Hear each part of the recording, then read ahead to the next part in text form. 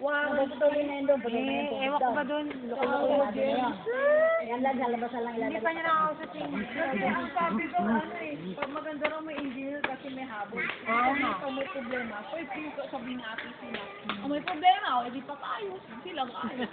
Diba? Tapos yung isang engineer kasi, Nagalit na si Kuya Rudy mo, nahalya. umulan eh. Kaya nga, napakatanga rin eh. Nakita kung anong nangyari. Paano makikita kung walang tubig, di ba? Uy, gago na kalahati. Kung nagsasagot wala tayo. Lalaro doon.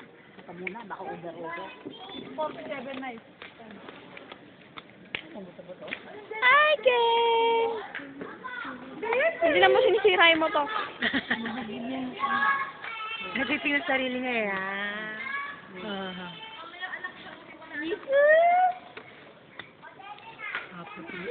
Puti, parang singkamas. Singkamas, maputi.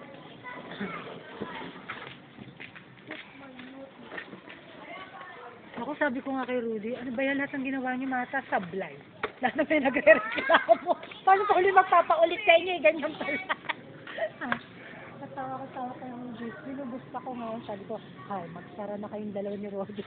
Ayaw doon ni Roger. Kasi raw, sabi pati ni Rudy, hindi nila mababayaran sa DTL, nakakuya pa naman na 50,000. Kaya hindi pwede. Ano ba yan? Hindi na yung sarili niya sa... Doon nga sa EFSA, Marcel. Di ba, di Habarena. Pero tinanong naman daw kasi, sabi rin nung hindi naman daw tatamahan yung pipe. Aba, ang talas ng Barena. Nabutas yung, unang araw pa lang nabutas, sabog daw kamo yung dagaan.